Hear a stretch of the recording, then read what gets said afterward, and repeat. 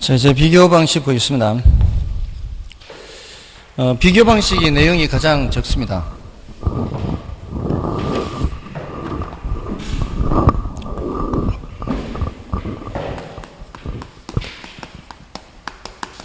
비교 방식은 이제 거래 사례 비교법이 있죠. 교사비에 의해서 비준 가액이 있죠. 비준 가액은 일단 사례 가격을 찾은 후에 여기서 이제 수정 작업을 해야 되죠. 사시지계라 그랬죠. 사시지계. 경우에 따라 면적 비교를 하기도 하는데요. 얘네들이 다 곱셈이죠. 곱셈을 생략해서 나타냈죠. 여기가 사정보정, 여기가 시점 수정, 지역 요인 비교, 개별 요인 비교 이렇게 하죠. 그다음에 임대사례 비교법이 있죠. 임대사례 비교법은 비준 임료죠. 비준 임료는 여기가 사례 가격이 아니고 사례 임대료요. 나머지는 사시지계 똑같아요. 그 다음에 공시지가 기준 가액이 있죠. 공시지가 기준 가액은 표준지 공시지가에 그냥 시지계만 하죠. 시지계. 이게 면적 비교도 없어요. 이제 경우에 따라 기타 요인 비교는 있어도 지금 여기에 있는 시지계 다 똑같죠. 여기 사정보정 있고 여기는 사정보정이 없죠. 여기는 표준지 공시지가고 이건 사례잖아요. 그러니까 지금 이론이 거래사례 비교법만 설명하면은 나머지는 다 똑같아요. 다만 공시지가 기준가액은 뭐가 없다. 사정보정이 없다. 이거 외에는 차이 나는 부분이 없어요. 그러니까 이론적으로는 여기만 하면 끝나는 거예요. 그것도 여기에 이제 초점을 맞춰서 하는 거죠. 이 부분하고. 그래서 이론적으로 정리할 게 많지가 않은 거죠. 제일 먼저 이제 사례 선택 기준이라는 게 있어요. 사례 선택 기준. 그러니까 여기에 이제 어떤 사례를 집어넣을 거냐 하는 거잖아요. 그게 뒤에 나오는 순서대로예요. 사시지계. 그래서 구조도 간단해요. 사시지계가 뭔가면은 사정 보정 가능하니 묻는 거죠.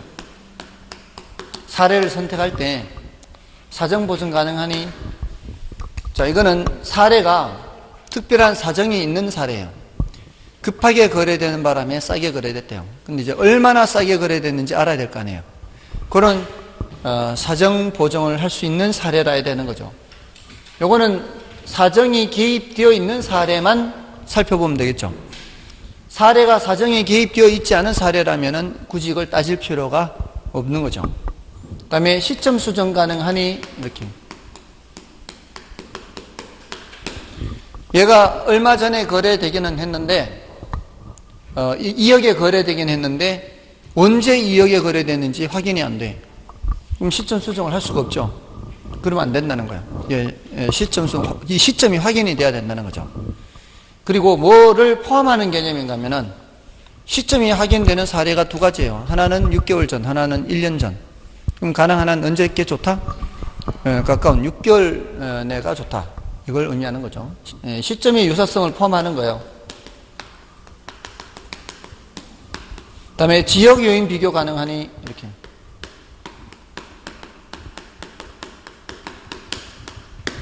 자, 여기서는 어떤 의미가 있는가 하면은 여기서는 용도 지역이 동일해야 돼요.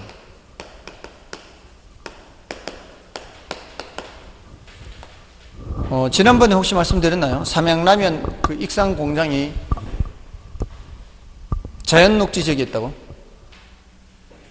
자연녹지 지역 안에 있는 공장 용지예요.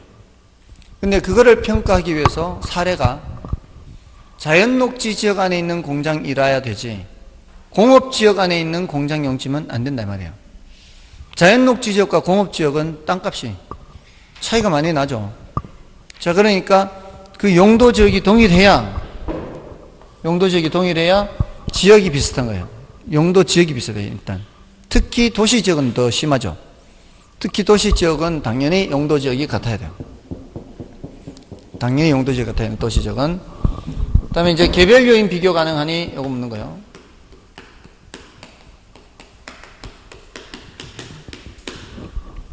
이것은 물적 유사성이라고 그래요. 물적 유사성. 대상이 아파트면 사례도 아파트라 해야 돼요. 빌라나 연립은 적당하지 않다는 얘기예요. 대상이 단독이면 당연히 사례도 단독. 대상이 목조 건물이면 사례도 목조. 예, 그런 겁니다. 이게 이제 물적 유사성이에요. 이건 뭐 별로 어렵지 않죠. 예, 대상이 아파트인데 사례를 그렇게 빌라 이런 거 가져오면 안 되는 거예요. 이거는 뭐 별로 어렵지 않아요. 그러니까 사례를 선택할 때 이거 보고 선택하라는 얘기예요. 이런 사실직에 이런 비교 가능하냐, 비교할 수 있는, 그러니까 결국은 뭐예요? 이 사례를 선택할 때는 대상 물건과 가치 형성 요인이 같거나 비슷해야 된다 말이에요. 같거나 비슷한 사례를 선택해야 된다 이 말이죠. 자, 그래서 요거는 뭐 별로 어렵지 않은데 우리 교재에서 조금 이제 난이도가 높은 게 그 167쪽에 맨 밑에 배분법이라는 거 하고요. 그 다음에 168쪽에 그 뭐 철거비 보정 요런 거예요. 자, 이제 그게 이제 요거는 기본이고요. 지금 요거 지금 말씀드리는 거는 조금 더 들어가는 거니까 좀 여력이 되시는 분들은 따라오시면 되고요. 안 그러면 버려도 관계없습니다. 이 배분법이라는 건 뭔가 하면은 조금 전에 대상이 낮으면 사례도 뭐라야 된다고요? 낮이. 그래야 비교 가능성이 있으니까. 근데 낮이 사례가 없어요. 그래서 할 수 없이 복합부동산 사례를 구했어요. 사례를 선택할 때 사례 선택에서 나오는 얘기잖아요. 대상이 낮으면 사례도 낮은 게 좋잖아요. 근데 낮이 사례가 흔치 않거든. 그러니까 복합부동산 사례를 구했어요. 그럼 복합부동산이 가격이 10억이에요. 이거 다 쓰면 돼요, 안 돼요? 저 사례 가격이 10억 다 집어넣으면 안 되죠? 어떻게 해야 돼요? 토지 가격과 건물 가격으로 나눠야 되죠? 이렇게 나누는 거를 배분법이라 그래요. 나누어서 뭐 가격만 갖다 써야 돼요? 토지 가격만 갖다 써야 돼요. 자, 이럴 때 뺄셈 하는 방법이 있고요. 곱셈 하는 방법이 있어요. 뺄셈 한다는 거는 10억에서 뭘 뺀다는 얘기예요. 건물 가격 빼는 거, 이게 공제 방식이에요. 건물 가격 빼는 방법. 곱셈 하는 방법은 토지 가격 비율을 곱하는 거예요. 이걸 비율 방식이라 그래요. 10억에다가 토지 비율을 곱해서 토지 가격 산정해서 집어넣든가, 아니면은 10억에서 건물 가격을 빼서 토지 가격을 집어넣든가, 이렇게 하면 복합 부동산도 선택할 수 있다. 이렇게 대상이 낮을 때 복합 부동산을 선택할 수도 있다, 이런 겁니다. 됐나요? 별로 표정들이 그렇게 밝지는 않아요. 그냥 한번 들어보는다 치고. 자, 다음에 이제 철거비 보정돼 있죠. 자, 이것도 마찬가지. 대상이 낮으면은 사례도 뭐가 좋다고요? 낮이가 좋은데 사례가 낮이가 없어요. 건부지 가격이에요. 건부지. 근데 이게 건부지가 철거 대상 건물이 있는 건부지예요.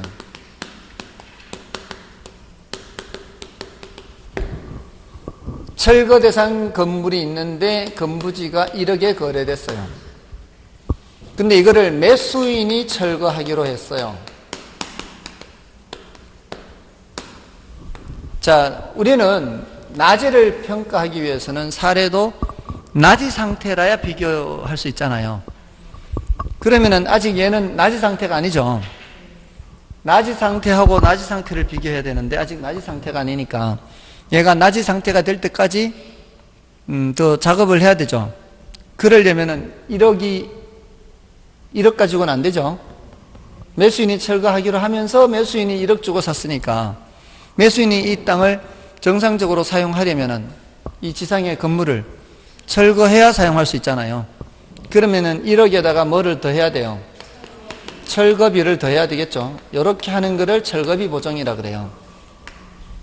그러니까 그냥 거래 가격을 그대로 집어넣으면 안 된다 이 뜻이에요. 이것도 거래 가격을 그대로 집어넣으면 안 되고 여기서는 건물 가격을 이제 빼든가 토지 가격 비율을 곱하든가 해서 집어넣고 이런 거를 배분법이라 하고, 여기서는 건부지 가격을 그대로 집어넣으면 안 되고 건부지 가격에다가 철거비를 더한 값을 집어넣어서 비교해야 이제 낮이를 평가할 수 있다, 이런 거예요. 항상 이제 똑같거나 비슷하게 만들어야 되니까 그런 작업을 한다 이 말이에요. 요거는 이제 난이도가 약간은 높고요. 그 다음에 이제 여기가 이제 더 중요한 거죠. 사시직에 이제 작업을 들어가는 거예요. 사례를 이제 정상화해야 돼, 정상화. 정상화 하는데, 그 정상화 할 때 이제 여기 집어넣는 숫자예요. 사정, 보정치, 시점 수정치, 지역연 비교치, 개별연 비교치, 이런 숫자를 계산해야 되는데, 그 보정치를 계산하는 기본 원칙이 사례분의 대상이에요. 이렇게 해서 100을 기준으로 합니다. 100을 기준으로 해서 이제 사정보정이라는 걸 하는 거예요. 자, 요거는 요 딸랑 하나가 독립된 문제로 출제됩니다. 딸랑 하나가 독립된 문제로 출제되면서 경우에 따라 몇 개를 물으면서 비준가액을 계산하여라, 이렇게 물어요. 그러면은 그 딸랑 독립된 문제 몇 개가 합쳐져서 하나의 문제가 될 수도 있는 거예요. 이렇게 사례가 급매로 인해 20% 저가로 거래됐다면은, 그러면은 정상적으로 거래됐으면은 더 비싸게 거래됐을 녀석이잖아요. 뭐 얼마나 더 비싸게 거래되는지를 요거 사정보정치를 계산해야 되거든요. 그래서 사정보정치를 계산해서 그 사례 가격을 더 높여야 되거든요. 사례 가격을 더 높여야 될 거 아니에요. 급하게 거래돼서 싸게 거래됐으니까. 그 사정보정치에 들어갈 숫자를 계산할 때, 자, 이렇게 사례분의 대상해서 사례가 어떠하다 이러면은 사례 숫자를 바꿔야 되고요. 대상이 어떠하다 그러면은 대상 숫자를 바꿔야 돼요. 지금은 사례가 어떠하다 그랬잖아요. 사례가 20% 저가 했으니까 사례 숫자 100을 80으로 바꿔야 돼요. 대상은 그대로 두고. 그러면 몇째? 1.25. 요것을 묻는, 요게 독립된 문제라 그냥 딸랑 하나라고, 딸랑 하나. 그러면은 몇 초 만에 푸는 거예요. 이런 식으로 출제가 되기도 한다 이 말이에요. 요거는 사정보정치죠. 그러면 시점수정치는, 시점수정치. 요건 지금 사정보정치고, 시점수정치에서는 지수법으로 줄 때가 있고요. 지수법. 문제에서 지수법으로 줄 때는 이렇게 줘요. 거래 시점 지수가 100일 때 기준 시점 지수가 105다. 우리는 감정평가의 기준이 되는 날짜가 뭐라 그랬어요? 기준 시점이라고 그랬잖아요. 기준 시점에서 105예요. 자, 우리는 사례가 거래된 시점으로부터 기준 시점까지 시점 수정하는 거 아니에요. 가치 형성 요인이 변하니까. 그러면 이게 가격이 올랐다는 얘기예요? 가격이 내렸다는 얘기예요? 가격이 올랐다는 얘기죠. 지금 우리는 지금 거래된 놈이 과거에 거래됐겠어요? 미래에 거래됐겠어요? 거래된 놈은 과거에 거래됐겠지. 이게 사례란 말이에요, 사례. 사례가 거래된 시점은 과거에 거래됐고, 그러니까 사례분의 얘가 대상이다 말이에요. 대상의 기준 시점. 그러니까 사례분의 대상이 이렇게 되는 거죠. 먼저 써서 이렇게 되는 것이 분모분의 분자 이렇게 된다고요. 그러면 이게 100분의 105 이렇게 된다 이 말이에요. 이 지수법이에요. 지수법은 보통 건물의 경우 많이 나와요. 건물. 근데 토지의 경우에는 지가 변동률을 많이 써요. 지가 변동률이 1월 1일부터 기준 시점까지 5% 이렇게 준단 말이에요. 이때가 이제 처음 출발점, 비교 시점이죠. 비교 시점부터 이렇게 기준 시점까지. 이러면 그동안에 몇 프로 올랐다? 5% 올랐죠. 그러면은 이거를 우리 할증하듯이 하면 돼요. 할증. 우리 앞에서 이자율이 몇 프로일 때 할증하고 하잖아요. 그때 어떻게 해요? 1 플러스 0.05 하잖아요. 이게 바로 시점 수정치예요. 지수법으로는 분모 분자 이렇게 해서 시점 수정치를 이렇게 계산하는 거고, 이때는 이게 시점 수정치라고요. 됐나요? 이렇게 1.05 해서 저기 이제 갖다 쓰면 되는 거예요. 됐죠? 그러니까 할증하는 거는 몇 프로 주는 거는 우리 앞에서 할증 할인 했을 때 공부했잖아요. 늘 1이 있잖아요. 1이 원금에 해당하는 거죠. 1이 원금에 해당하는 거하고 0.05는 이제 이자에 해당하는 거고, 그렇게 해서 계산하면 돼요. 그 다음에 이제 사시지계, 지역 요인 비교, 개별 요인 비교는 한꺼번에 정리하는 거예요. 얘네들은 똑같으니까. 얘네들은 종합적 비교법이 있고 평점법이 있어요. 근데 종합적 비교법은 교재를 보세요. 교재. 전반적으로 그냥 한꺼번에 뭉뚱그려 하는 거예요. 종합적 비교를 보면은 거기 유사지역과 인근지역을 종합적으로 비교하는데 그 예를 보시면 돼요. 예를 보시면은 인근 지역이 유사 지역보다 종합적으로 5% 우세하다 이렇게 돼 있죠. 169쪽 맨 위쪽에 B죠. 자, 인근 지역이 대상 부동산이 있는 지역이잖아요. 대상 부동산이 있는 지역이 어디보다, 유사 지역보다 종합적으로 5% 우세. 누가 우세요? 대상이 우세. 이렇게 번역한단 말이에요. 인근 지역 안에 대상 부동산이 있으니까. 대상 부동산이 있는 지역이 인근 지역이죠. 그럼 대상이 5% 우세면 어떻게 해? 100분의 105 해야 되죠. 105가 분자가 되는 거죠. 자, 여기는 종합적으로 이렇게 한마디로 해버려요. 끝내버려요. 근데 평점법은 한마디로 끝내는 게 아니고요. 이렇게 하는 겁니다. 사례와 대상을 구별해서 사례가 100일 때 가로 조건이에요. 가로 조건. 가로 조건이 사례가 100일 때 대상이 105.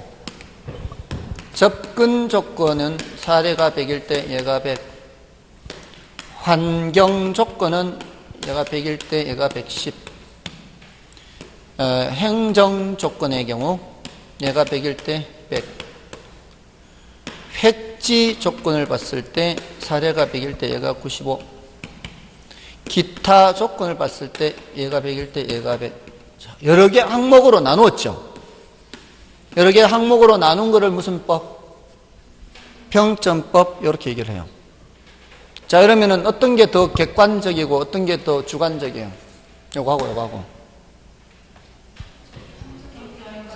평점법이 더 객관적이라고 볼 수 있죠.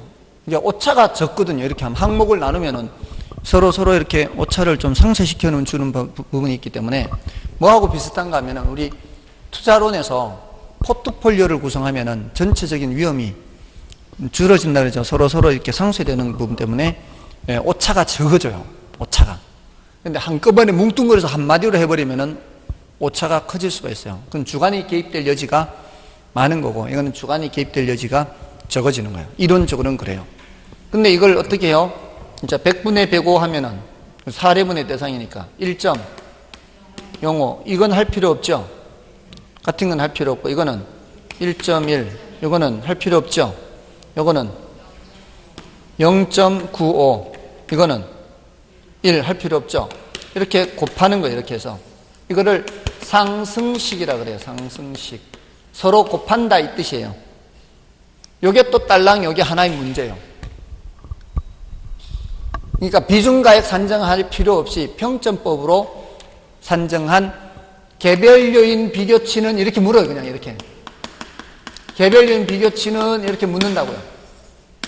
이렇게 표 주고, 표를 줘놓고 상승식으로 산정한 개별 요인 비교치는 여기 한 문제라고요.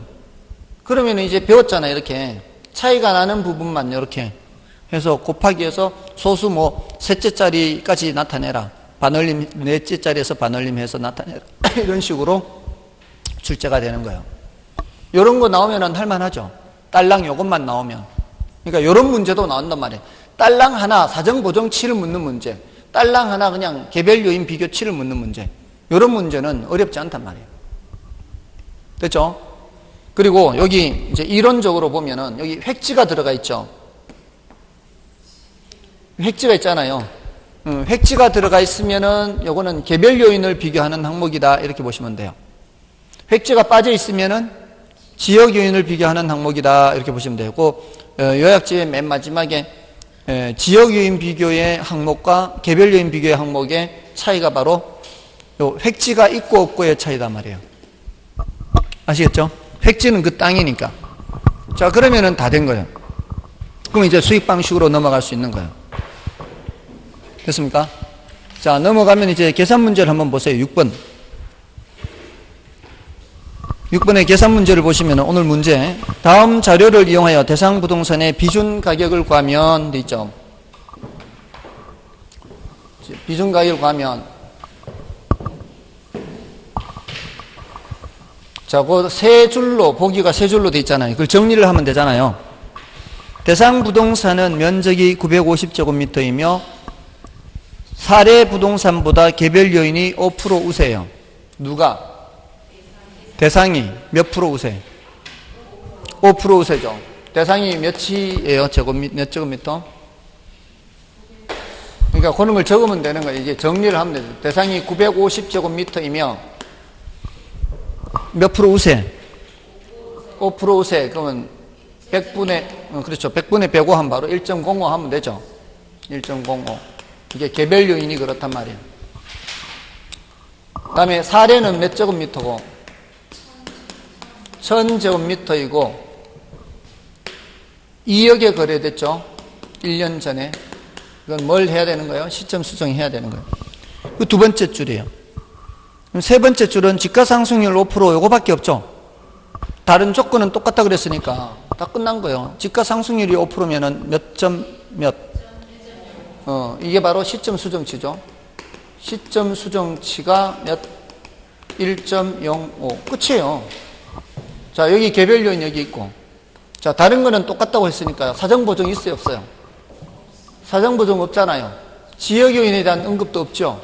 이런 거 언급이 없어요. 사례 가격 얼마에? 2억에. 시점 수정치 얼마? 1.05. 개별 요인 비교치 아까 1.05라고 했잖아요. 근데 요 면적 비교를 아직 안 했잖아요. 면적 비교도 사례분의 대상이에요. 항상 사례분의 대상이에요. 사례가 1000이고 대상이 950이면 100분의 95니까 0.95죠. 맞나요? 이거 곱하면 되는 거예요. 사례분의 대상 면적 이점이에요. 그러니까 사시지계를 외우고 있어야죠, 이거. 이게 머릿속에 사시지계면이 없으면 사례 가격에서 사시지계를 해놓고 뒤에 경우에 따른 면적 비교, 이게 머릿속에 있어야 나오는 대로 집어넣고 이렇게 집어넣는단 말이에요. 그러니까 이걸 외우고 있어야 된다고. 근데 아까 쉬는 시간에 외웠어요, 안 외웠어요? 그러니까 사시지계면 됐나요? 자, 근데 이게 1.05와 0.95는 이게 무슨 의미? 얘는 1을 기준으로 해서 얘는 5% 위고 1을 기준으로 해서 5% 아래죠. 두 개가 더하면은 2잖아요. 2. 더하면은 2인데 이렇게 나눠져 있잖아요. 그러면은 더해서 2가 되는 수는 1과 1이 있고요. 1.05와 0.95도 더해서 2고 1.1과 0.9도 더해서 2고 1.15, 0.85 더해서 2죠. 더해서 2가 되면서 이렇게 되는 수를 곱하기 했을 때는 얘가 제일 큰 숫자예요. 얘가 제일 큰 숫자라고요. 밑으로 내려오면서 숫자가 점점 작아져요. 10 곱하기 10을 해보면 알아요. 11 곱하기 9, 12 곱하기 8, 13 곱하기 7, 12 곱하기 6. 맞나요? 11, 이렇게 보면 되지. 12, 13, 14 곱하기 6. 맞나요? 이렇게 하면 여기가 몇이요? 100이잖아요. 99, 96, 91, 84. 점점 작아지죠. 여기는 1만큼 작고, 4만큼 작고, 9만큼 작고, 16만큼 작아요. 1, 4, 9, 16. 1의 제곱, 2의 제곱, 3의 제곱, 4의 제곱. 이게 수열이에요, 수열. 수의 특징이에요, 특징. 그 소리는 얘는 곱했을 때 절대로 1을 넘을 수가 없어요. 1.05와 0.95를 곱하면 절대로 1을 넘을 수가 없다고. 양쪽으로 이렇게 되어 있는 숫자를, 대칭으로 되어 있는 숫자를 곱했을 때는 그 1 곱하기 1을 절대로 넘을 수가 없다고요. 그러면 요거 두 개 곱하면 얼마예요? 1.05와 2억의 5%. 2억의 5%는 1,000만 원이에요. 그럼 2억 1,000보다 절대로 얘는 더 큰 숫자가 나올 수 없다고요. 근데 얘는 1에 거의 가까운 숫자일 거 아니에요. 그럼 2억 1,000의 근처의 아래란 말이에요. 그럼 2번이 될 수밖에 없어요.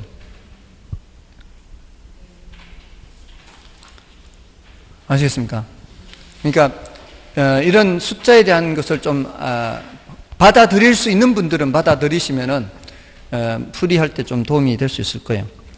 다음에 다시 앞으로 가셔서 5번을 보시면 거래사례 비교법에 관한 설명 중 틀린 것은 시장성의 원리에 의한 것으로 실증적이며 설득력이 풍부하다. 맞죠? 아파트 등 매매가 빈번하게 이루어지는 부동산의 경우에 유용하다.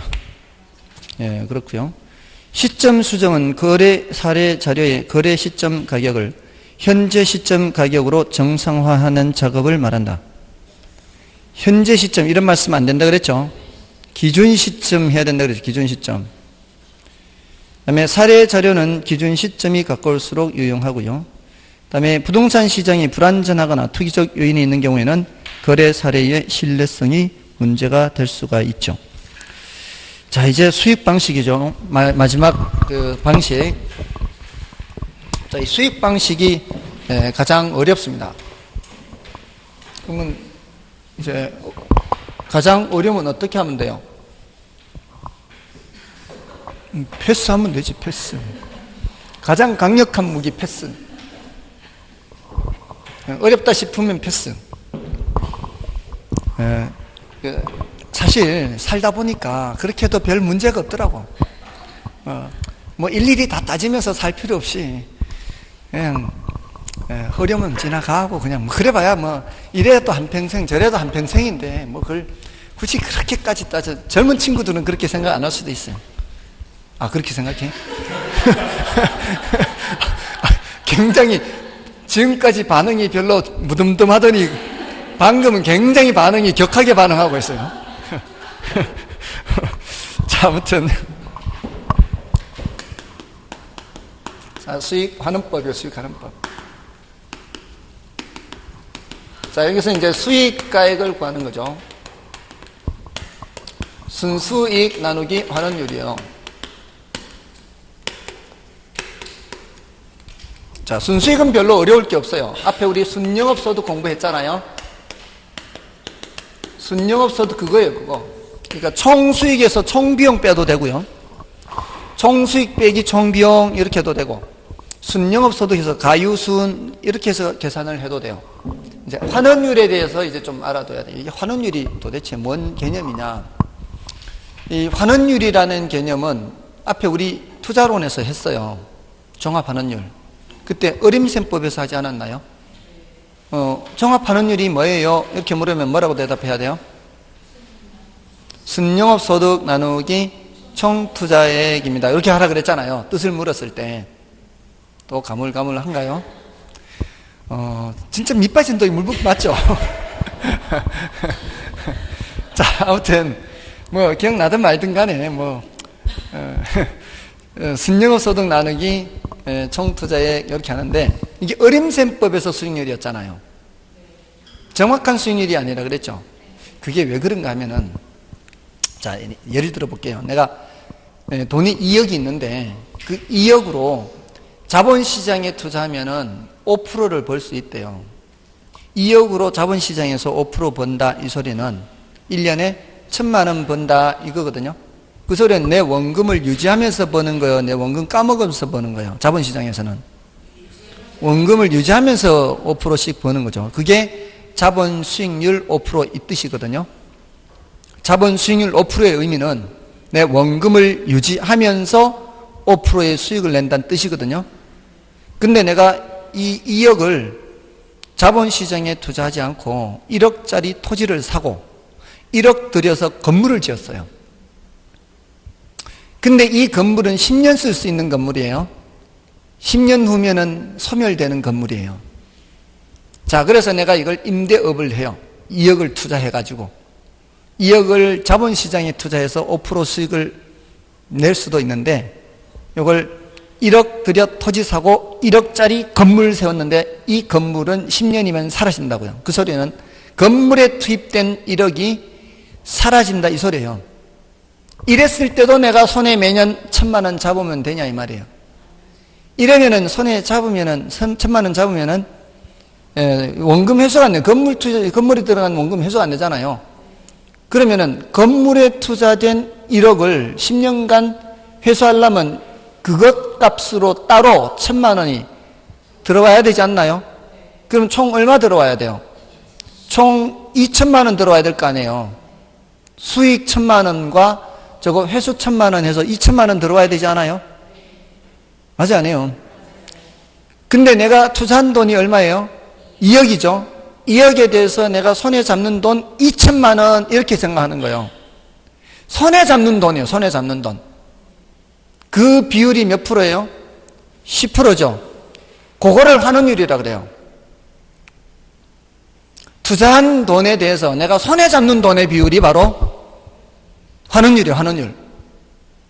환원율은 정확한 수익률이 아니고 내가 투자한 돈에 비해서 내가 매년 이런저런 경비 떼고 경비만 떼고 원금 회수하는 건 아직 안 뺐죠. 그게 바로 뭔가 하면은 감가상각비예요. 우리 순영업 소득 계산할 때 감가상각비 빠진 상태예요, 안 빠진 상태예요? 안 빠진 상태라고. 그게 아직 포함되어 있는 상태이기 때문에 손에 잡는다고 다 번 거라고 생각하면 안 된다 이 말이에요. 2,000만 원 손에는 잡았지만, 그래서 손에 잡은 건 몇 프로 손에 잡았어요? 10% 손에 잡았지만 이 10%는 수익률, 자본 수익률이 요 안에 포함되어 있고 자본 회수율이 여기 포함되어 있다 이 말이에요. 그러니까 환원율은 뭐와 뭐의 합으로 되어 있다? 자본 수익률과 자본 회수율의 합으로 되어 있다. 요거를 기억해야 된다 이 말이에요. 아시겠어요? 환원율은 뭐와 뭐의 합으로 되어 있다? 자본 수익률과 자본 회수율의 합으로 되어 있다 이 말이에요. 자, 요 자본 수익률을 할인율이라고도 해요. 할인율 하면 거꾸로 자본 수익률 생각해야 되고요. 이쪽에서 이렇게 갈 때는 수익률이지만 미래에서 현재로 올 때는 할인율이 되거든요. 이쪽으로 할 때는 수익률. 물론 할증률이라고도 하지만 할증률, 수익률, 이쪽은 할인율. 자, 그런데 지금 요거 회수율을 고려하는 이유가 뭐예요? 내 원금이 소멸되기 때문에, 까먹기 때문에. 맞나요? 근데 토지의 경우에는 소멸돼요, 안 돼요? 토지의 경우는 소멸되지 않으니까 토지 환원율은 뭐하고 똑같다 보면 돼요? 자본 수익률하고 똑같다 보면 돼. 이게 0이에요, 0. 무슨 성질 때문에? 영속성 때문에. 근데 건물은 이러면 안 된다 이 말이에요. 건물 환원율은 어떻게 된다고요? 자본 수익률 더하기 자본 회수율이 있어야 된다 이 말이에요. 만약에 10년 만에 없어지면은 여기는 10분의 1, 100%, 10%가 돼야 되고요. 앞으로 남은 기간이 20년이면은 5%가 돼요. 20분의 1. 회수율이 그렇게 돼요. 됐나요? 그런 거를 직선법 회수라 그래요. 이제 일종의 정액법 회수.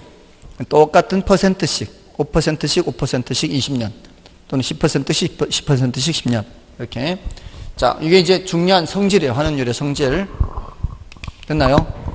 자, 아주 중요한 성질이고, 일단 수익환원법의 의의를 보세요. 의의. 수익환원법이란 대상 물건이 장래 산출할 것으로 기대되는 순수익이나 미래현금 흐름을 환원하거나 할인하여 대상 물건의 가액을 산정하는 방법을 말한다. 자, 거기서 순수익이란 단어는 환원이란 단어와 연결해야 되고요. 미래현금 흐름이란 단어는 할인하고 연결해야 되죠. 여러 번 이렇게 짝 지었었죠. 순수익은 환원하는 거고 미래현금 흐름은 할인하는 거예요. 다음에 밑에 수익환원법의 3요소에서 순수익, 환원율, 자본환원 방법 또는 자본 회수 방법이 있는데 그 순수익과 환원율에 대해서 조금 더 우리는 살펴볼 거고요. 자본 회수 방법은 중요도는 낮고 난이도는 높아요. 그거는 사실 저기 뒤에 가면은 한 장 넘기면 171쪽에 있기는 해요. 근데 요거는 일단은 너무 난이도가 높아서 패스하고요. 일단 기억, 니은 위주로 보시면 돼요. 우리가 이제 일단 요 항목에 대해서 이제 이론 정리하는 거 아니에요. 자, 앞에 우리 원가 방식부터 다시 보시면 원가 방식에서 재조달 원가 빼기 감가수정액에서 재조달 원가에 대해서 이론 정리했잖아요. 1, 2, 3. 뜻은 기준 시점 현재 적정 원가 총액. 산정 방법은 도급 방식 기준으로 적정 이윤을 고려해서 그 표준적 건설비 더하기 부대비용 이렇게 했고 이윤을 고려하라는 거고, 그다음에 세 번째 종류에서 복제원가 대체원가에서 복제원가 하면은 물기경 감가 다 해야 되고 대체원가를 사용하면은 기능적 감가를 하면은 안 되고 이렇게 이론 정리했고, 또 감가 수정에서도 1, 2, 3에서 감가 요인에 물기경 감가 요인이 있다. 내부 요인이다, 외부 요인이다. 이렇게 구별하는 거. 그 다음에 감가 수정과 감가 상각 비교하는 거 있었죠. 감가 수정은 감정평가에서 쓰는 거, 감가 상각은 기업회계에서 쓰는 거. 감가 수정은 뭔가 적용이 잘 되고, 감가 상각은 적용 안 돼. 이렇게 있잖아요. 그 다음에 이제 감가 수정 방법은 내관, 분심 여러 가지 중에 제일 중요한 게 내용연수법이다. 정액법, 정률법, 상환기금법. 그 중에서도 정액법, 정률법 비교하는 거. 이렇게 이제 하면은 이제 됐잖아요. 그 다음에 비교 방식으로 넘어와서는 사례 가격의 사시지계. 근데 사례 선택 기준에 이것도 사시지계. 사정 보정 가능하니, 시점 수정 가능하니, 이렇게 이제 비교했고, 또 사례 정상화해서 사례분의 대상 숫자로 이제 보정치 계산할 때 사례분의 대상에서 숫자 계산하는 거 했고, 그러니까 이런 항목별로 정리하는 거예요. 여기서도. 그러니까 순수익에 대해서 항목 이제 정리하면 되고, 그다음에 환원율에 대해서 정리하면 되는데, 여기는 할 게 없어요. 순수익은 기억할 게 딱 두 가지밖에 없어요. 우리 교재에서는 표로 정리가 돼 있죠. 우리 그 표로 정리가 돼 있는데, 근데 기억할 거는 사실은 두 가지밖에 없어요. 하나는 뭔가 하면은, 그 169쪽으로 넘어가시면은 그 표 밑에 순수익 산정 시 유의할 점 있죠. 순수익 산정 시 유의할 점 있죠. 자, 그 순수익 산정 시 유의할 점을 보시면은 장래 순수익으로 계산해라 이렇게 나와요. 현재 순수익, 과거 순수익이 아닌 장래 순수익. 요걸 주의를 해야 돼요. 왜냐면은 아까 이 세 가지 방식 중에 이론적으로 가장 좋은 방식이 뭐라 그랬어요? 수익 방식이 제일 좋다 그랬죠. 왜냐면은 다른 것들과는 달리 가치 정의하고 딱 맞아 떨어져요. 미래를 보기 때문에. 근데 미래를 봐야 되는 수익 방식에서 과거나 현재를 보면 안 된다 이 말이에요. 장래 순수익을 계산해야 된다 이 말이에요. 그리고 안정화된 순수익이에요. 안정화된 순수익. 요거는 이제 어디에다 써놓으면 되는가 하면은 그 다시 앞으로 돌아가시면은 요건 있어요. 요건. 169쪽에 요건이 있어요. 요건. 요건에 1, 2, 3, 4 있죠. 요건에 1, 2, 3, 4. 산정은 밑으로 넘어가야 되는데 지금 그 위에 있는 거 지금 산정은 밑으로 넘어가야 돼요. 요건 1, 2, 3, 4 있잖아요. 그 4개를 묶어서 안정화된 순수익이라고 적어 놓으면 돼요. 1, 2, 3, 4를 묶어서 이렇게 묶어서 이게 안정화된 순수익의 의미예요. 안정화된 순수익이라는 게 왜 필요한가 하면은 우리 이 순수익을 환원하는 방법은 내가 예를 들어 10년간 운영을 하면은 10년간 예상되는 수익을 계산을 해야 될 거 아니에요. 미래, 장래. 10년간 예상되는 순수익을 계산해야 되는데 매년의 순수익을 다 일일이 계산하는 게 아니고요. 환원하는 방법은, 할인하는 방법은 매년을 다 계산해야 돼요. 미래 현금 흐름을 할인하는 거는 각각을 다 계산해야 되는데 순수익을 환원하는 방법은 첫 해건만 계산을 한 후에 남은 기간 동안은 똑같다고 가정을 해버려요. 그래서 이게 더 쉬워요. 순수익을 환원하는 게. 일일이 다 할인하려고 하는 거는 다 예측해야 되니까 더 복잡하고 어렵단 말이야. 그러니까 그건 우리 시험에 한 번밖에 출제가 안 된 거야. 나머지는 전부 다 여기서 환원하는 것만 나오는데 이거는 특징이 앞으로 예상되는 1년치 순수익만 계산한 후에 남은 기간 동안 똑같다고 가정을 해버리니까 이 첫해 예상되는 순수익을 잘 계산해야 돼요. 이때 어쩌다 발생하는 거 들어가 버리면은 나머지 기간 전부 다 어쩌다가 발생하는 게 다 들어가 버리는 거예요. 그럼 안 되는 거죠. 너무 과대평가가 돼 버리는 거예요. 그러니까 늘 안정적으로 발생하는 순수익만 계산해야 될 거 아니에요. 그러니까 꼭 읽어보시라고. 요거 생각하면서 읽어보면은 통상의 이용 능력과 방법으로 얻어져야 되고 계속적 규칙적으로 발생, 안전 확실한 것, 합리적 합법적으로 발생. 이해가 되죠? 안정적으로 발생하는 것을 계산해야 되기 때문에 그렇단 말이에요. 그러면 여기서는 더 이상 할 거 없어요. 왜냐하면 어차피 앞에서 우리 가유순전후에서 순수익 산정하는 건 순영업 소득하는 거 배웠잖아요. 또 총수익 빼기 총비용하면 순수익 나오잖아요. 그렇게 하는 거는 이제 그렇게 하면 되니까. 됐나요? 다른 거는 뭐 신경 쓸 필요 없어요. 다른 건 신경 쓸 필요 없고 다만 이제 잔여법이라는 게 있다라는 거예요. 잔여법. 지난주 할 때 지난주 복습할 때 토지잔여법 있잖아요. 토지잔여법. 이게 여기서 나오는 얘기예요. 수익하는 법에서. 수익을 배분하고 누구한테 남는 거란 말이에요. 토지한테 남는다 이 말이에요. 순수익에서는 할 거 없어요, 사실은. 이제 문제는 환원율이죠, 환원율. 자, 환원율이 뭐예요? 그러면은 아까 그것 다시 한번 대답하면 돼요. 환원율은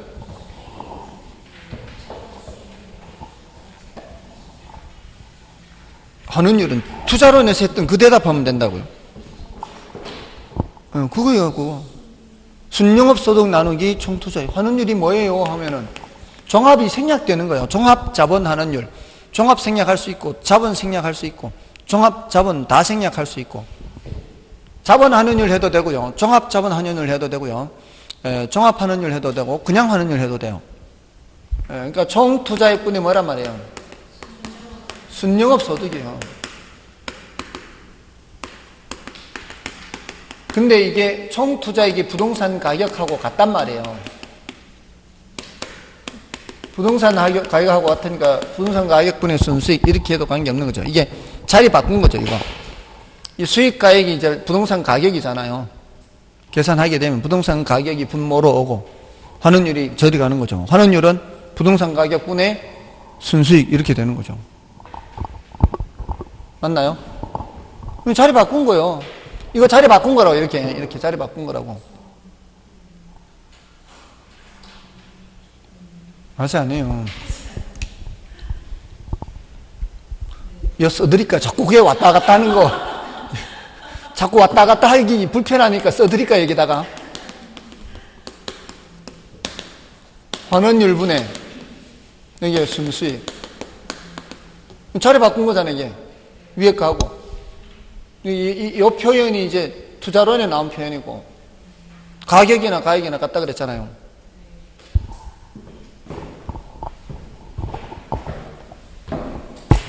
자, 환원율은 그렇고요. 환원율은, 이게 환원율의 정의예요, 뜻. 환원율은 부동산 가격에 대한 순수익의 비율입니다. 또는 총 투자액에 대한 순영업 소득 비율입니다. 이게 이미 우리는 어디서 배운 거예요? 투자론에서 배웠다고요, 투자론에서. 근데 얘는 중요한 성질이 뭐라고요? 자본, 수익률 더하기, 자본, 회수율, 이렇게 돼 있다, 이 말이에요. 요거는 할인율이라 하고. 됐나요? 그래서 우리 교재에서 170쪽에 환원율의 의, 요거는 보시고, 성격은 1, 2, 3, 4 다 무시하고요. 5번만 기억하면 되죠. 성격은 뭐와 뭐의 합으로 돼 있다. 수익률과 회수율 합으로 돼 있다. 이렇게. 됐죠? 자, 근데 이제 산정이에요, 산정. 자, 산정할 때는 환원율을 산정 방법, 환원율 산정하는 방법. 자, 시조투 엘부, 이렇게 시조투 엘부. 또는 시요투 엘부, 시장 추출법이거든요, 시장 추출법. 그 다음에 조성법, 다른 말로 요소 구성법 그래요. 투자결합법, 엘루드법, 부채감당법, 시조12 또는 시요12. 여기서 투자결합법하고 부채감당법은 필수예요, 필수. 반드시 알아두고요. 나머지는 선택. 예전에 이렇게 출제한 적도 있어요. 시장추출법, 요소구성법, 투자결합법, 부채감당법, 분해법 이렇게 집어넣고 다음 중 감가수정 방법이 환원율 산정 방법이 아닌 것은 이렇게도 출제한 적이 있어요. 그냥 항목을 단순히 나열해놓고 그런 경우라면은 알면은 몇 초 만에 푸는 거고 모르면은 한 시간을 들여다 봐도 모르는 거예요.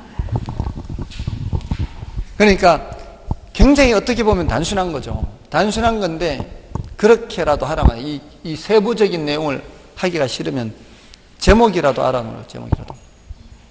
근데 시장 추출이라는 게 아까 감가수정에서도 나왔죠. 시장 추출이라는 것의 공통점이 뭐라고 그랬어요? 이거는 매매 사례로부터 추출하는 거예요.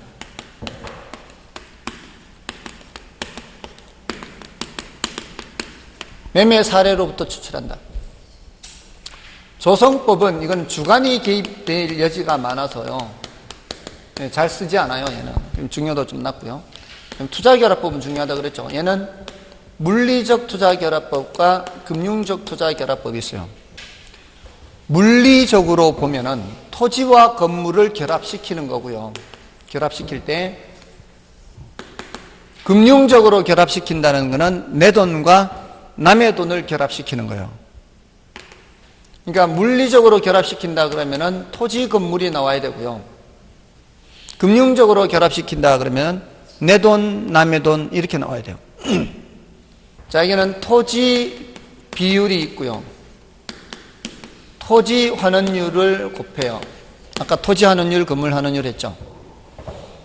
토지 가격이 40%다. 그럼 건물 가격은 몇 프로? 60%. 건물 비율이 있을 거 아니에요. 이게 건물 환원율을 곱해요. 왜냐하면은 종합 환원율이잖아요. 토지 건물이 결합된 상태의 환원율은 각각의 환원율을 가중평균하는 거죠. 여기는 내 돈 비율이 있으면 지분 환원율이 있고요. 가중평균해야 돼요. 그러면 저당 비율, 남의 돈 비율이 있겠죠. 내 돈이 40%면 남의 돈 60% 이렇게. 그러면 저당 환원율도 있겠죠. 이걸 또 가중평균하는 거예요. 여기에 지분 환원율 자리에 지분 배당률을 씁니다. 여기 저당 환원율 자리에 저당 상수를 쓰고요. 저당 환원율과 저당 상수는 같은 개념이에요. 다음에 여기 부채 감당법은 환원율을 구할 때 부채 감당률을 이용합니다. 부채 감당률 곱하기 저당 비율, 저당 상수 이렇게 하죠.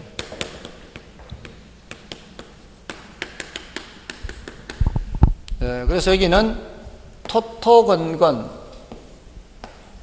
지지저저, 이건 부저저. 지지저저의 저저와 부저저의 저저가 같은 저저죠. 그러니까 토토건건, 지지저저, 부저저 이렇게 외우셔야 되겠죠. 이거는 이미 출제가 됐어요. 물리적 투자결합법 출제가 됐고요. 부채감당법 출제가 됐어요. 얘는 괄호 치워넣기도 출제가 됐어요. 아직 출제 안 된 게 이거예요. 지지저저. 더 중요하겠죠. 지지저저. 그래서 자료가 제시가 되면은 이쪽으로 가야 될지, 토토건건으로 가야 될지, 지지저저로 가야 될지, 부저저로 가야 될지 이걸 이제 판단하는 훈련을 해야 돼요. 자, 이론적으로 얘기할 때는 이렇게 얘기해요. 물리적 투자결합법은 토지 수익 창출 능력과 건물 수익 창출 능력이 서로 다르고 분리할 수 있다는 가정에 근거한다. 이렇게 표현해요. 토지 수익 창출 능력과 건물 수익 창출 능력이 똑같으면 구별할 필요가 없죠. 다르기 때문에 구별하는 거예요. 그리고 구별한다는 얘기는 분리할 수 있다라는 전제에 하는 거죠. 금융적 투자결합법은 어떤 전제에 하는 거예요? 지분 투자자의 요구 수익률과 저당 투자자의 요구 수익률이 서로 같기 때문에 다르기 때문에 같으면은 이렇게 구분할 이유가 없는 거죠. 그래서 산정하는 게 금융적 투자결합법이에요. 다음에 이 부채감당법은 지나치게 금융기관 입장이에요. 그런 비판을 받아요. 지나치게 금융기관 입장 또는 저당 투자자 입장이라 그래요. 저당 투자자. 자, 왜냐하면 이 부채 감당률, 저당 비율, 저당 상수 이런 것들이 모두 다 금융기관이 중시하는 지표들이에요. 그리고 저당 비율이 0이면 그게 뭔 뜻이에요? 저당 비율이 0이라는 얘기는 남의 돈이 한 푼도 없다 이 뜻이죠. 남의 돈이 한 푼도 없으면 환원율이 뭐가 돼요? 0이죠. 환원율이 0이면 분모가 0이 돼요. 저 맨 끝에 수익 가격은 환원율 분의 순수익 할 때 분모가 0이면 값이 뭐가 돼요? 무한대가 돼요. 무한대. 남의 돈 없이 투자하면 부동산 가액이 무한대가 돼요. 말도 안 되죠. 그러니까 말이 안 돼. 그러니까 어느 정도는 남의 돈을 반드시 써야만 평가할 수 있는 방법이 부채 감당법이에요. 그런 비판을 받아요. 이론적으로 할 땐 이렇게 얘기를 해요. 그 다음에 이제 엘루드법은 요거는 조금 난이도는 높은데 한 번 정도는 설명을 드리는데요. 재밌는 옛날 얘기 듣는다 생각하고요. 어쩌면은 여러분 입장에서는 전혀 재미없을 수도 있는데 1950년대에 엘우드란 사람이 지금으로부터 60년 전이에요. 60년 전에 미국의 투자자들을 관찰했는데 지금까지 모습과는 이제 연구했던 모습과는 다르더라는 거예요.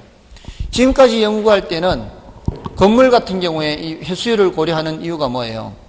끝까지 건물을 들고 가면은 결국은 건물은 철거해야 되잖아요.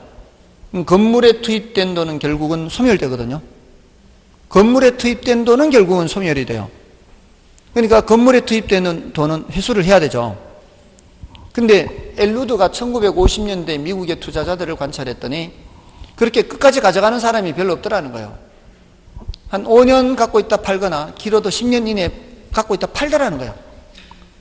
짧은 기간 동안 갖고 있을 때에는 건물이 물리적으로는 좀 낡아지더라도 오히려 가격이 올라갈 수도 있거든.